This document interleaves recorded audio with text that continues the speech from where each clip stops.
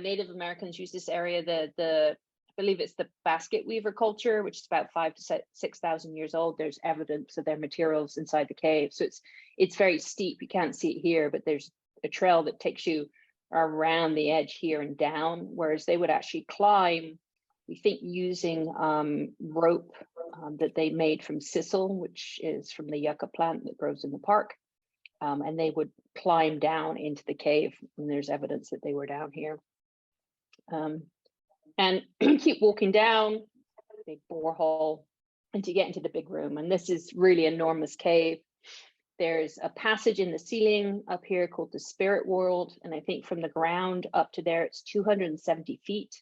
They were able to get into that using balloons. And they made a kind of like a frame made out of balsa wood, so it was super lightweight, and then they put helium balloons around it, and they used it to carry a coil of rope up into this hole in the ceiling. And then when they managed to maneuver it over a stalagmite, they collapsed the wood, and that caught the rope around the stalagmite, and they were actually able to climb up into this lead, which they called the Spirit World, that didn't have much cave, maybe a quarter-mile cave up there, but anyway, an enormous cave.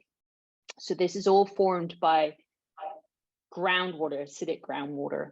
You can see a couple people here. You can't even see the trail up there in the distance. A really spectacular cave. And you go in an elevator down. So Carlsbad's been known, it was known at the turn of the 20th century that there was a cave out there. The locals knew that there was bat flights, that bats would come out. You'd see a big cloud of bats coming in and out. And a local rancher went and explored it in the 1920s, and he ended up popularizing the cave, and it became commercialized in the late 1920s, and then it was a national park, I think, within the 30s. And they know about that cave for years. They didn't really know how it formed. They knew it was full of these gypsum deposits, which are made when this acidic groundwater reacts with limestone. So they knew something was weird going on. And over in this part of the park over here, there was a pit that blew air. So, if you spend a lot of time in caves, when you have a really big cave, the atmosphere of the cave wants to equalize with the atmosphere outside. So if you have a high pressure come over, air will rush into the cave. And so air will go in, and if you have a low pressure come over, then air will blow out. And so this pit in the middle of the desert out here on the edge of the park blew so hard that they figured there was a significant cave there. People started digging there in the 1950s, but they didn't make a breakthrough until 1996. No, sorry, 1986, we get that right. 1986, when a Colorado caver called Dave Alred dug through the dirt, and it collapsed into a passageway, and that was the entrance to Lechuguilla Cave. So this pit in the desert was named after Lechuguilla Canyon. Lechuguilla is Spanish for little lettuce, and Lechuguilla is the actual name of a cactus out in the desert, and there's so many of them out in this canyon that's why it was called Lechuguilla Canyon, and then Lechuguilla Cave. And so most cavers have heard of Lechuguilla Cave. So it was first discovered 1986. You go in about 2,000 feet and drop down this enormous pit, 165 feet into the main cave, and then it just goes off in all directions. So this is a map of the current map of Lechuguilla. So you can see the complex nature of the cave. So the entrance is right up there in red, and this will start spinning around. So when they discovered the cave, they mapped, I think it was like 25 miles within the first 2 years. They hit 50 miles of cave that was mapped within 4 years. But if you look at it, you can see how it doesn't look like a regular cave where you don't have the water coming in from above and cutting down. You kind of had this really bizarre complexity with a flat layer. So when it spins around again, you can see kind of that you have these zones where you have lots of cave being formed, and where it's pink down below, that's where the water came in from below. So the water table would come in and where the water table was for an extended period of time, you had acid and rock reacting with each other. And so you carved out this enormous complexity. And then the water would kind of, the gases would work their way up, and you'd get, additional passages forming. Because you don't have gravity acting on this, so you can imagine you're pushing water in from below.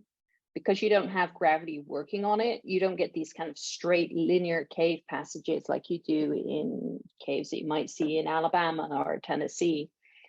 What happens is the water comes up and it can go in any direction. And because it can go in any direction, you get these really, really complicated mazes forming. So that's why Lechuguilla is such a complex cave. And this map here shows about 150 miles of cave that we've mapped to date in the cave. Let's see, sorry.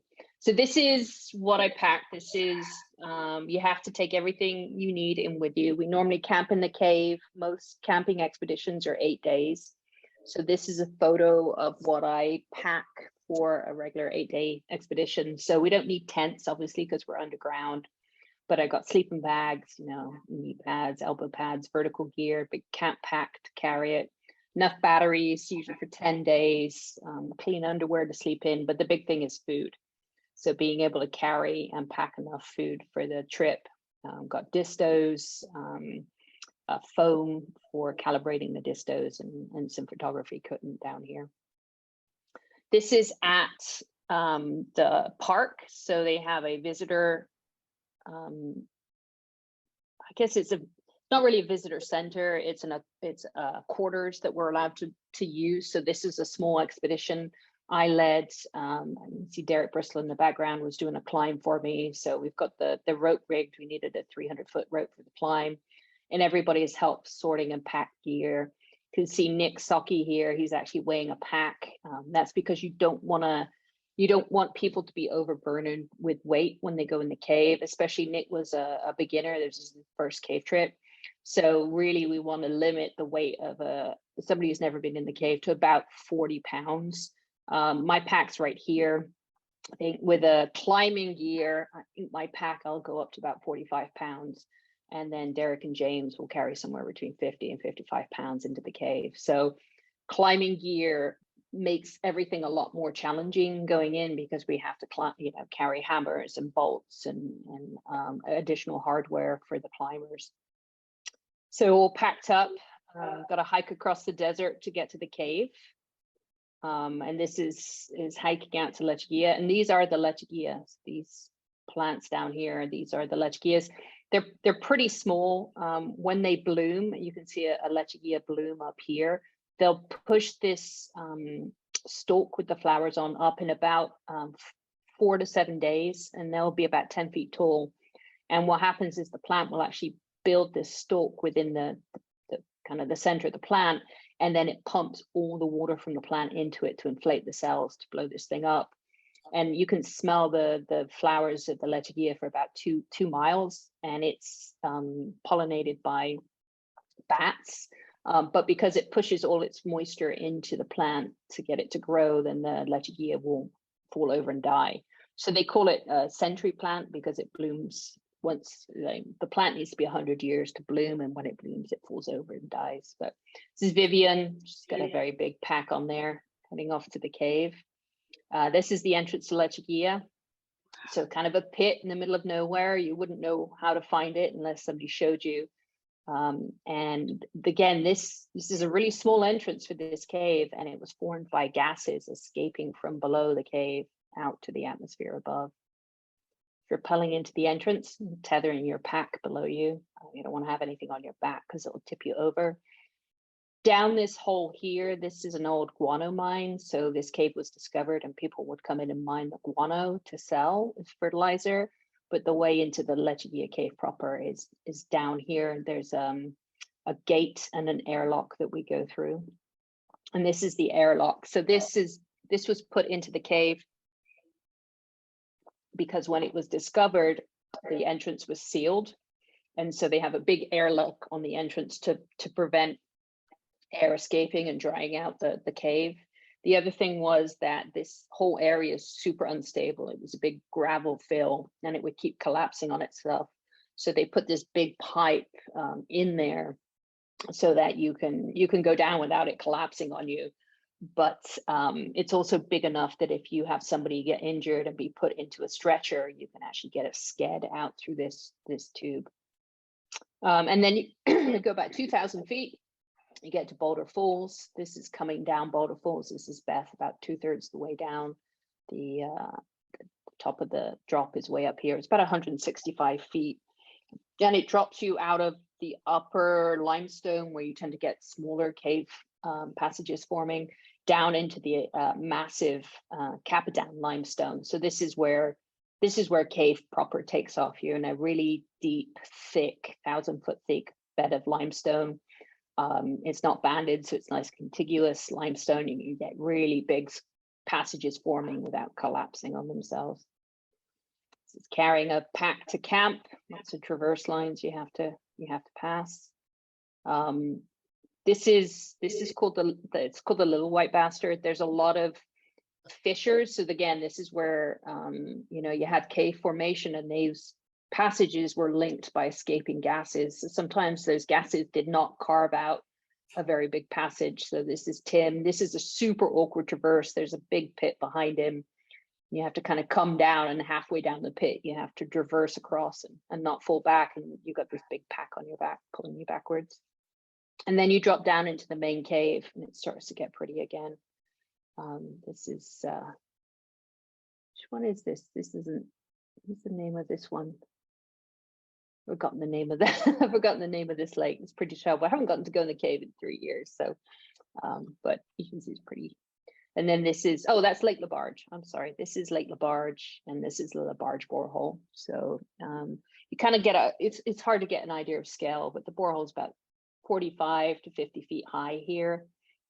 Really big cave, just kind of barreling off into blackness.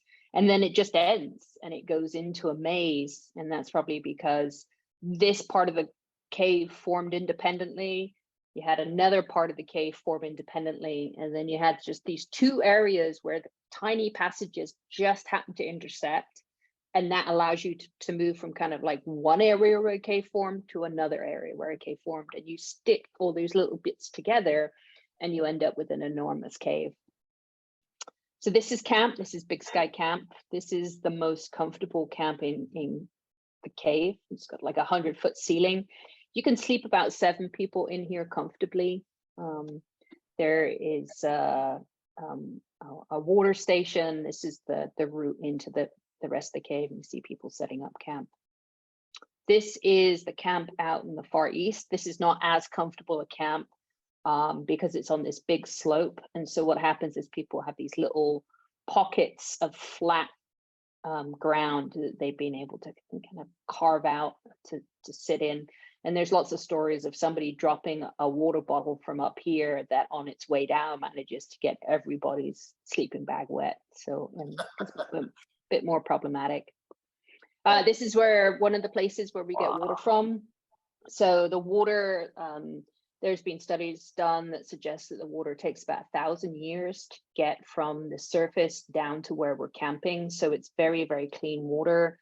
It's not contaminated with any kind of industrial chemicals, and you can drink it. It's very clean. There's very few bacteria in it. So this is collecting water from the lake, but we have to be careful that we don't contaminate the water. So we actually have a sterilized pitcher that we use, and you're only allowed to pick it up by the handle, and you're not allowed to let the pitcher touch your water bottle. So you fill it up without getting the handle wet. You can see that it's wet up to here, but the handle stayed dry. Then you pour it into your water bottle, and we have this specially designated area, which is kind of like a little pit in this, call it cornflakes. It's basically this area where all these rafts, these calcified rafts have accumulated, and it really looks like an enormous pile of popcorn. So if you spill any water, it just goes into these rafts and it doesn't trickle back into the lake. So we're not contaminating the lake. And that's how we fill up with water. And then we camping underground for 8 days. I've been doing this a lot. I think I've done something like 35 expeditions in there at this point. So I take a lot of things in with me for comfort. So it's hard to tell, but Max, who is the co-editor on the book with me, he's sitting in a chair. I have a little chair. So we have little camp chairs that we take with us. These are my fairy lights. And the reason I like to bring in fairy lights is because they give you kind of ambient light and you don't have to wear your headlight all the time. If you're in the cave for 8 days, you're wearing a helmet the whole time. It's really nice to be able to take your helmet off when you get back to camp. You're right around each other, so there's no getting away. So privacy is really kind of limited. And so my friend Derek is super organized with his stuff and everything's kind of laid out, and it, you know, I'm kind of chaos over here. So there can be some friction between different learning styles for how you organize your gear, but you can see I'm actually pretty clean here and he's actually really disgusting. So going to the latrine, we want to make sure that we don't contaminate the rest of the cave. So we actually put these booties on. We have a little latrine that we use. We don't leave any solid waste in the cave. It all gets carried out. So you take a heavy pack in full of food and you take a heavy pack out that weighs the same. It's just the food's being converted into a different substance. And so we don't track any of that around the cave. There are these booties that are kind of left at this area here, and you step into the booties, you go do your business in a bag, and then you come out and step out of the booties back onto the trail. And we have hand sanitizer. There's nowhere to wash your hands or cook clean pots and pans. There's no gray water. You know, we only take enough water that we need to drink. So hygiene's a big issue. So we've got some hand sanitizer at the bathroom there. And then we store the urine. You don't want to pour you. So we do pour urine away because it's impractical to carry it out because of the weight. A normal person on an 8-day expedition is going to be producing somewhere between 25 and 45 pounds of urine, and you can't carry that out with all the gear that you bring. So we actually store it at the site. We don't dump it until the end of the expedition because it will actually stink and you won't be able to spend the time living in camp because it will just smell like wee. And then you head out every day. So the cave is protected with these trails, which are established when we find new areas. So you can be on this trail in the cave here and you can look out, and this is what the cave looked like when it was discovered. So there's no footprints over in here to show that where the cave's being disturbed. A lot of it is mapping. As you saw, the cave is super, super complicated, and we're creating maps to help us navigate. And it's really, really confusing. This is me and Andy studying the map, trying to figure out where we are and where we're trying to go. I'm pretty familiar with the areas that I work, but you know, if we go off, somebody gives us a task that's in a different part of the cave, you know, it might be an hour's travel time, but it takes you 5 hours to find it just because it's so complicated. Passages you're looking for might be right over your head. And obviously beautifully decorated. Everybody's probably heard about how amazing Lechuguilla is. This is gypsum, which is a calcium sulfate, which is made when sulfuric acid in the groundwater reacts with the limestone rock to make the cave passage. So this is left over from that reaction. Those acids are made from microbial activity. So we basically call it microbial poo. But there's a lot of airflow and a lot of moisture in the cave, and that airflow causes the formation of a lot of different structures, such as, you know, the aragonite that you see here, and you can see it piling up on the floor. So, you know, when you have humidity and airflow, you tend to get these secondary crystals forming. This is stopped. Again, we've got the map out trying to figure out what's going on. We had 2 teams mapping the same area, and they ended up working their way towards each other. So we had to stop in and having lunch. Some really weird formations. This is gypsum hair. This is again caused by airflow. And this is where you have sulfate in the rock reacting with the calcium to make, again, a calcium sulfate, which is gypsum. As the air blows past, it kind of pulls that sulfate out of the rock and it crystallizes. And each of these crystals is about 5 times thinner than a human hair. So we have to be very careful when we get close to them, because the currents just from the convection of your body can cause these to break off. So it actually looks like Arthur is pretty close there, but these are actually enormous, and he's about 6-7 feet away from them. I'm gonna say more crystals formed by airflow. Same with gypsum needles. So this is that gypsum that was deposited from the cave forming processes, and where you have moist air blowing over that, you have dissolution of the gypsum and then recrystallization, and end up with these enormous gypsum needles forming. This is a erratic helictite, again formed by airflow. The gypsum crystals, these are gypsum flowers, again airflow. A lot of gypsum in the rock as the air flows by, rather than here as you get these flowers forming. But there's lots of really big rooms that have no formations. And whenever people see pictures of Lechuguilla Cave, they imagine that, you know, as soon as you step inside the cave, it's nothing but beautiful crystals. But the reality is about 90% of it is bare rock. And you get these really big passages that you're traversing through. So obviously we stop and take photos of things like this, and people are like, oh my God, the whole cave looks like that. But the vast majority of the cave is like this, and it's a lot of hiking over breakdown. Complicated. This is me mapping. This is a long time ago. You can see I've got an old light there. You can see there's a hole here, there's a hole above me, there's a hole here, and then there's a hole there. So sketching this is pretty challenging, because a lot of times there's no real wall and no real floor. And what Lechuguilla is now is pushing those really tiny connections. So recognizing that you have lots of big passage that kind of ends in these small passages, and then at a couple of places those small passages connect with each other and allow you to get into the next big cave. So you can be pushing some pretty tight stuff to try and find ways through.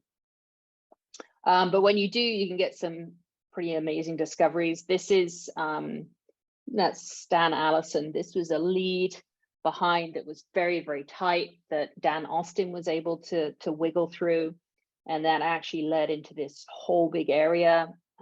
This was a climb that James Hunter and Derek Bristol did that led to an area called Oz. No, not Oz. This was Zion. This is a really big discovery, a major breakout on the west edge of the cave. And then there is a lot of climbing. So you're either going to be squeezing through really tight holes to find the way on, or it's going to be climbs. This is Derek and James did a climb for me on one of my expeditions in the PhD room, which is a really high area in the cave. And they did a 225-foot climb.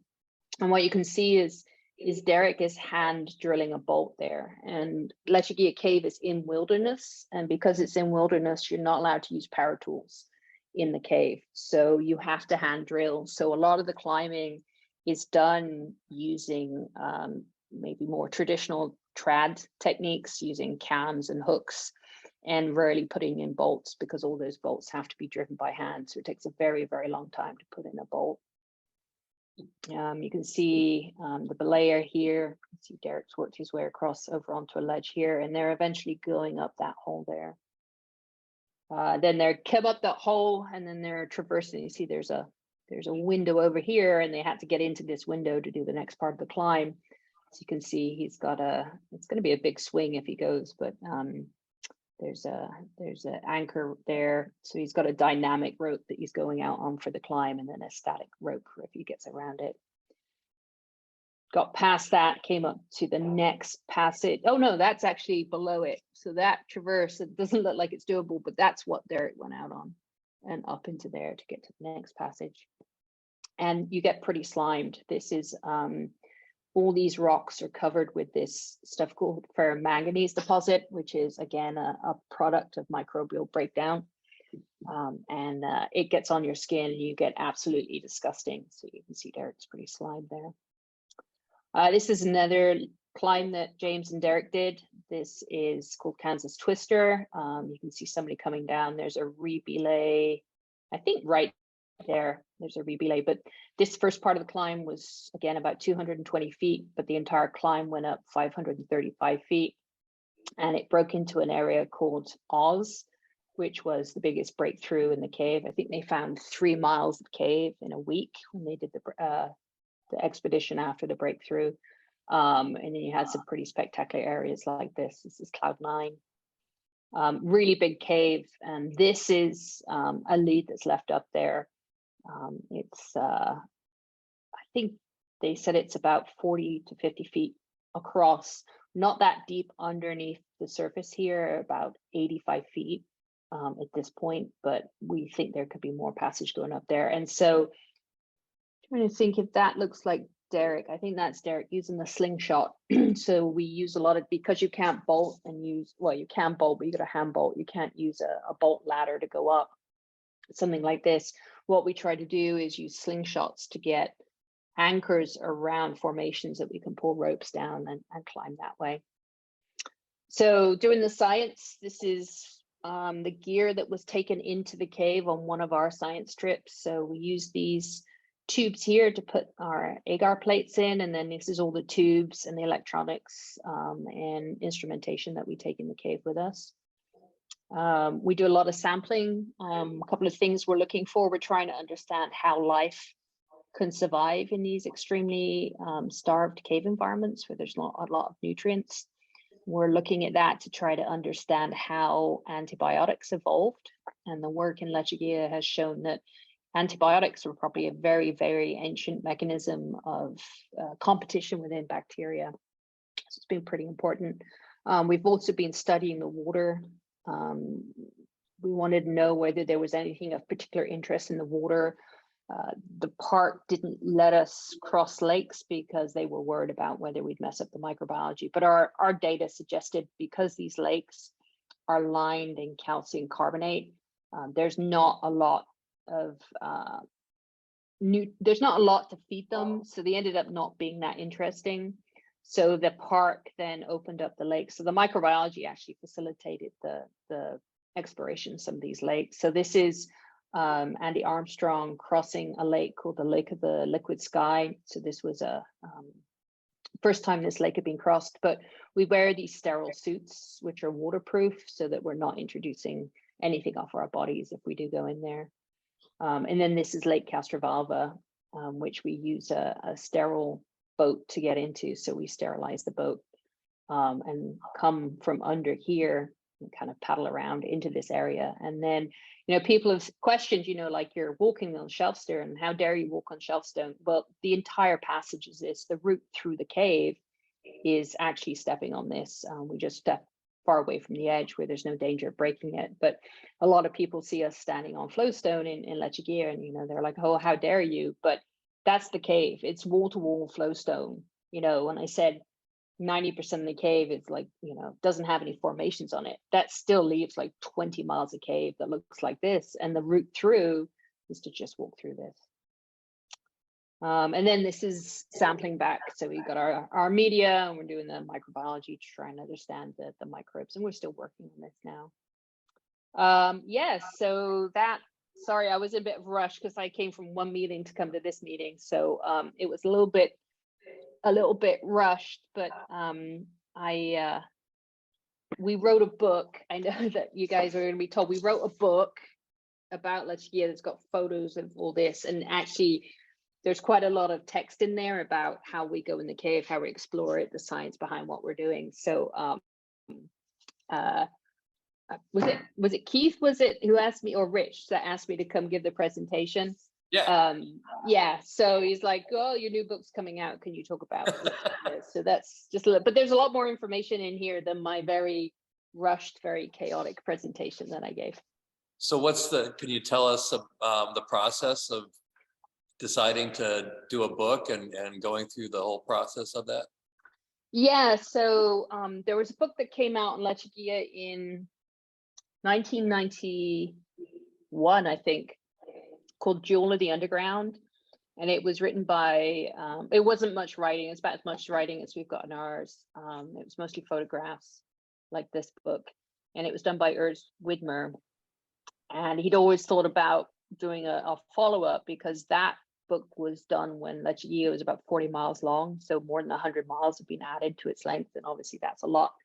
of new discoveries that weren't known when Urs was in there. But unfortunately, Urs died of cancer, so that never happened. And Max and I both been leading, between us, we've got over 50 expeditions in here. And we were talking about it. We were like, well, somebody should do the book. And then, you know, he's a photographer. I do a lot of editing in my job as a microbiologist. So we decided that, well, we'd go ahead and do it. So about 5 years ago, we decided we wanted to do it. And then there were some issues with the park and the superintendent and permits and who photos belong to, and that kind of slowed everything down. And then there was a big lawsuit because somebody tried to publish a book and the Park Service said, no, you're not allowed. You didn't have a photography permit, but they were in there with a permit to do something else. And it went to court, and it turns out that, like, if you're in there permitted to do something else and you took photos, they're your photos. They don't belong to the park. So as soon as that lawsuit was settled, we decided that we wanted to move ahead with it. And there was a Lechuguilla 150th mile celebration. I think it was just before the pandemic, so it was late 2019. And all the authors that are in our book were presenters, and it kind of, everybody got super excited and said, we should do something. There's so much going on here. We need to get a book out. So that was when Max and I were like, okay, so we recruited all the speakers at the Lechuguilla 150 to be authors, and then I got all the writing together and all the chapters from the authors, and then Max went ahead and pulled all the imagery together, and so that's where we are right now. Wow, that's pretty exciting. Okay, one question about the cave formation. I see there's lots of, looks like flowstone where, you know, water's dripping. Is that how that, you know, like the big columns and yeah, so there are cracks that go to the surface. So it, you know, that's a good point. The cave formed below, so there's no water that comes in a traditional sense, but there are areas where the limestone, where it's cracked, and where the limestone is cracked, that's when you get that dripstone formations. So again, you know, most of the cave is like this barren landscape, but there are these cracks that allow that through. So you get the flowstone forming there. A lot more of the pretties that we see in there are from this airflow. So because the cave is really big and it's got all these loops, and the loops are very vertical, so the air can go all the way to the bottom of the cave and then come up close to the surface and then drop down again. You get these very, very big convection loops that form, and they move moisture from those lakes at the bottom of the cave up where it condenses and goes back down. So you get these enormous convection loops that form, and that drives the airflow that allows a lot of these crystals that are created by airflow to form. So when you see things like, you know, gypsum flowers and, you know, gypsum hair and aragonite and frostwork and all those really amazing things, a lot of that is simply driven by the airflow, because it's this big cave that has all these connections between the high and low places. And some of these, you know, some of these convection loops are like 6-7 miles long. So there's a lot of airflow moving. Wow. But was the water? Oh, sorry. Go ahead. Where and when, I guess, when is the book going to be published, and where will it be available? It's out now, and you can get it from Speleo Books, Final Frontier Sports, and what is that? That's what's that vertical? The place that sells the vertical cave gear, elevated climbing. Elevated climbing. Yeah. Yeah, elevated climbing bought out IMO, so IMO is elevated climbing now. You know about so, that. Yeah. So, but was there more water on the surface back when those things were formed, or is that all just from that, or is all the flowstone from the recirculation? It's from water. Yeah, it's probably from about 10,000 years ago when the Guadalupe Mountains were wetter. Okay. So a lot of the formations are still kind of, they've got moisture on the surface of them now, but the big drippiness that probably formed those enormous formations is probably started to slow down about 10,000 years ago. Are those photos that you use today, are those in the book? Yep. They're beautiful pictures. Beautiful. Yeah, some really talented photographer. Have a question for Hazel? Come on up.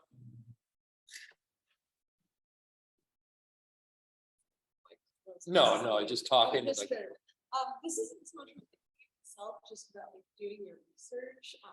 Like, did being in a cave for 8 days like mess up your guys' sleep schedules, like in your circadian rhythm, or how did you handle that little? Yeah, it's actually a really, really good question.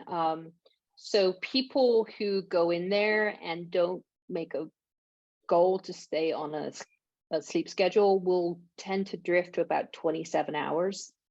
And the problem with that is that if you have a big expedition of 12 people, everybody ends up on a different sleep schedule. So you'll get back to camp at, 10 o'clock at night and be in bed by midnight. And someone's wandering in at 4 o'clock in the morning, waking you up. And then the people that are getting up at 7 o'clock wake every. So there are expeditions that do it that way, but I have a pretty strict schedule where everybody leaves camp at 9 a.m. and everybody gets back to camp at 9 a.m. And we use watches to make sure that, everyone's asleep by 11, the alarms go off at 7. And we force ourselves to stay on that daily cycle, but we have to do it with watches, because if you're not paying attention, you'll end up on about a 27-hour schedule. And when we're a long way from camp, we camp in there because the distances are so big. Some camps take 4 hours to get to, other camps take 7 to 9 hours to get to. And the reason we camp there is because the distances from there again are several hours. So if you've got a 4-hour trip from camp, you really don't want to be leaving at 9 and getting back at 9, because then you've only got about 5 or 6 hours to do what you want to do in the cave. So what we do on those is those people might end up on a maybe like a 20-hour day, getting in at midnight, just trying to be quiet, and then we let them sleep in the morning. So I put those pictures together from a lot of them were from the catalog we have for the book, but you can get you can get the book from vendors in the US, or Max, who's my co-editor on this, is selling it. If you just do Lechuguilla Cave book, then I think the website pops up for this. okay. Well, All thank you right. very much. Have a great night. Thanks a lot, guys. Okay.